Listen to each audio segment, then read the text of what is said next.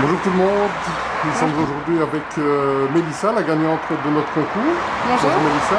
Et avec Alix, qui est le photographe du jour. Bonjour. Alors Alix, tu es aussi un photographe, mais aussi un grand passionné de voitures. Tu peux nous en toucher un petit mot? Je suis passionné d'automobile depuis tout petit. Étant petit, j'ai fait énormément de maquettes de voitures, puis avec mon beau-frère qui est dans le rallye. J'ai toujours été dans le monde de l'automobile et quand j'ai eu l'occasion d'avoir mon permis, j'ai foncé pour acheter ma première voiture qui était une petite Polo 993. Et actuellement, j'ai une BMW 190 de 2006 que j'ai totalement restaurée et auquel j'ai donné un petit look sportif. Donc voilà. Tu es également un membre des Petits Essais entre Amis.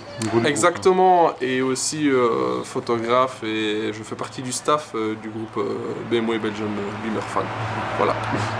Et toi Mélissa, donc, tu es aussi l'administratrice au niveau de la concession Renault. De la concession, oui. Garage Vincent Renault.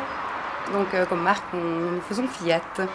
Donc tu nous proposes aujourd'hui un essai sympathique, puisque c'est celui de la 124. Oui. Alors, on peut y aller? On peut y aller, oui. Donc cette Fiat 124, 50 ans d'histoire. 50 ans d'histoire, oui, tout à fait.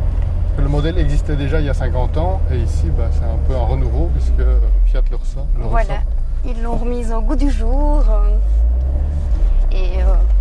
Pour moi, je trouve que c'est une très belle réussite. Une résurrection qui vient un peu grâce à Mazda, parce qu'elle est sur la plateforme de la MX-5. Tout à fait, elles sont sur le même châssis, oui. Mais esthétiquement, elles sont bien différentes quand même. Elles sont totalement différentes esthétiquement, donc au niveau carrosserie, pour moi, elles ne se ressemblent pas du tout. Et je préfère de loin la 124, qui est pour moi qui dégage beaucoup plus de charme, donc le charme du design italien. Qui est beaucoup plus féminine aussi, oui. Je trouve, que la Mazda MX-5. Donc voilà. Et donc qu'est-ce qui te plaît dans le détail par rapport à l'esthétique de la voiture? Alors ce qui me plaît beaucoup dans la Fiat 124, donc c'est son capot qui est assez imposant, qui est travaillé aussi. Donc le capot. Oui, il y a des nervures particulières qui donnent un style assez sportif. Voilà. Ces phares arrière qui me rappelle un petit peu mon ancienne, ma Fiat 500, parce qu'avant de m'offrir la 124, j'avais une Fiat 500. Et donc les phares arrière de la 124 rappellent un petit peu les phares arrière de la Fiat 500, donc par la carrosserie centrale du phare. Donc, au niveau gabarit, elle est un tout petit peu plus imposante que la MX-5, oui. Un petit peu plus lourde puisqu'elle fait 75 kg, mais elle reste un poids plume dans la catégorie. Elle reste un poids plume dans la catégorie, oui, qui est de ce fait très agréable à conduire, très facile. Il y a vraiment moyen de se faire plaisir en ayant une conduite un petit peu plus sportive, en la faisant partir un petit peu. Oui, parce que la transmission est une propulsion ici. Voilà, tout à fait. Ça permet de jouer un petit peu, tu disais, toi t'aimes bien de la faire un peu glisser. Voilà, de la faire un petit peu glisser, de jouer un petit peu sur le talon pointe. Il y a vraiment moyen de se faire plaisir. Donc au niveau du moteur, c'est moins un moteur de puriste, puisque là où la Mazda MX-5 propose encore un moteur atmosphérique, ici on est sur un moteur turbo. Donc au niveau puissance. Donc ici oui, on est sur un moteur 1400 turbo essence, 140 chevaux. Oui, 240 Nm de coupe. Est-ce que c'est un moteur qui lui va bien? C'est un moteur qui lui va bien.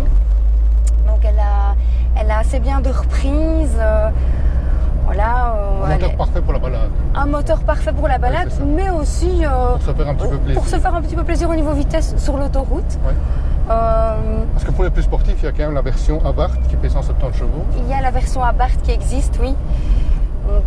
Qui est déjà de par son look un peu plus sportive et de par son moteur qui propose plus de chevaux que dans la version classique. Ouais. Un look vraiment plus agressif qui te plaît moins, toi tu préfères cette version-ci. Voilà, le look de la Barth me plaît beaucoup moins.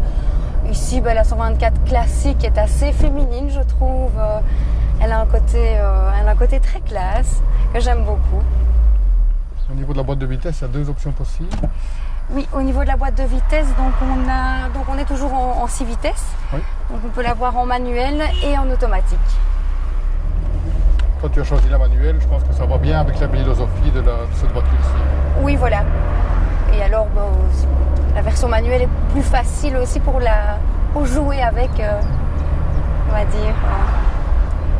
Est-ce que c'est une voiture pratique? Ça, j'ai pu voir qu'il n'y a pas de boîte à gants, il n'y a pas beaucoup d'espace de rangement. Voilà. Le coffre était quand même assez petit. Le coffre est assez petit, donc 140 litres, donc ce qui n'est pas énorme.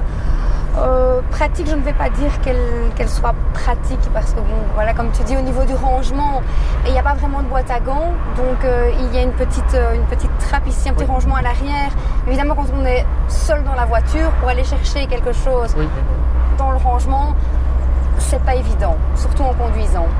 Donc, pour la balade, parfait. Pour un week-end ou un petit voyage, c'est plus compliqué pour mettre ses bagages. C'est plus compliqué. Maintenant, on sait avoir une petite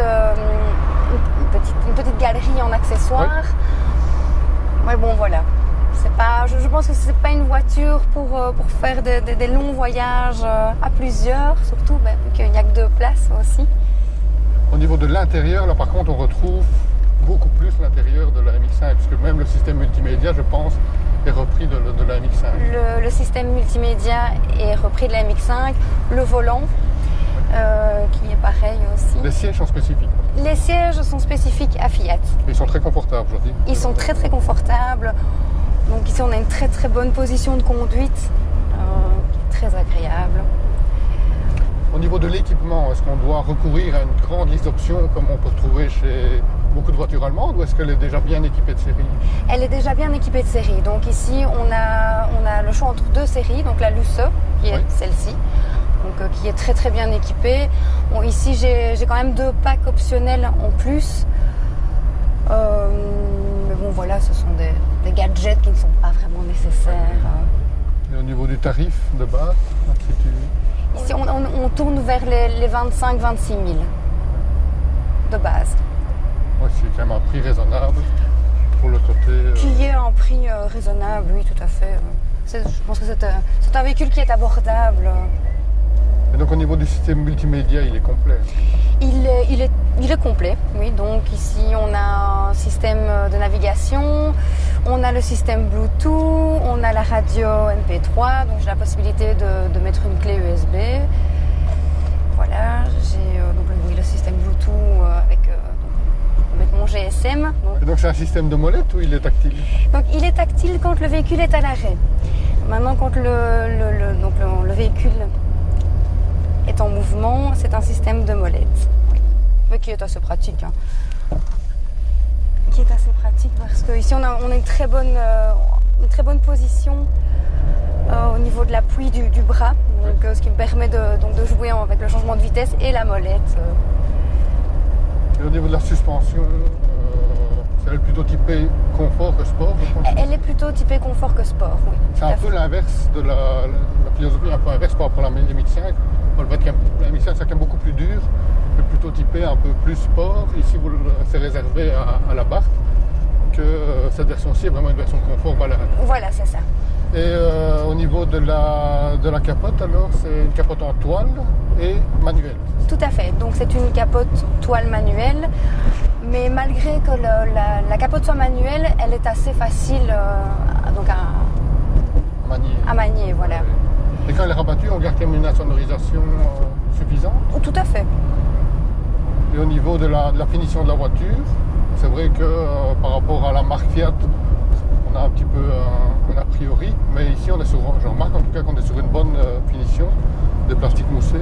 On est sur une très très bonne finition. Oui, c'est vrai qu'on a tendance à avoir un petit peu de préjugés quant à la marque Fiat, mais ici je dois dire, elle a une finition pour moi parfaite. Je la trouve très bien finie, elle est très jolie. Bien assemblée parce que c'est vrai qu'il n'y a pas de bruit de roulement, je veux dire, il n'y a pas de craquement ici elle est neuve. Oui, voilà, oui, ça serait dommage. Oui. Non, mais c'est vrai qu'on n'a pas ce côté cacaille. Oui, c'est ça. Cacaille joué qu'on pourrait avoir. Oui, surtout au niveau de la finition, d'avoir des plastiques durs. Je veux dire, ici on a quand même des plastiques qui sont moussés, c'est quand même sympa. Souvent ce qui fait cacaille, c'est quand on a des plastiques durs et brillants. Oui, voilà. qui se rayent facilement, et là c'est pas top, mais si on ne retrouve pas ici, ça c'est quand même sympa. Donc toi tu es aussi une passionnée automobile alors? Je suis une passionnée automobile, mais en grosse partie parce que je suis née dedans. Je suis tombée dedans étant petite. voilà, je suis née dans un garage, j'ai grandi dans un garage et je travaille toujours dans un garage. Donc je n'ai jamais vraiment quitté le milieu automobile. Et donc, si les gens qui regardent la vidéo ont envie de venir t'acheter cette 124, comment est-ce qu'ils peuvent te trouver? Eh bien, ils pourront me trouver donc, via le Facebook du garage, garage Fiat Vincent Renault à Temploux. Donc on mettra de toute façon les coordonnées en bas de votre écran. Voilà, ou alors via notre site internet fiat-temploux.be. Voilà. Mélissa, on te remercie pour cette petite balade. Ben, merci à toi. On espère que le shooting t'a plu. Hein, oui, c'était très agréable. Merci beaucoup. Et voilà, c'était un grand plaisir de participer à Petit Essai entre amis. Et alors, pour le shooting photo aussi, c'était vraiment super. Merci. Merci à toi et merci et au revoir à tout le monde. À très bientôt. Au revoir.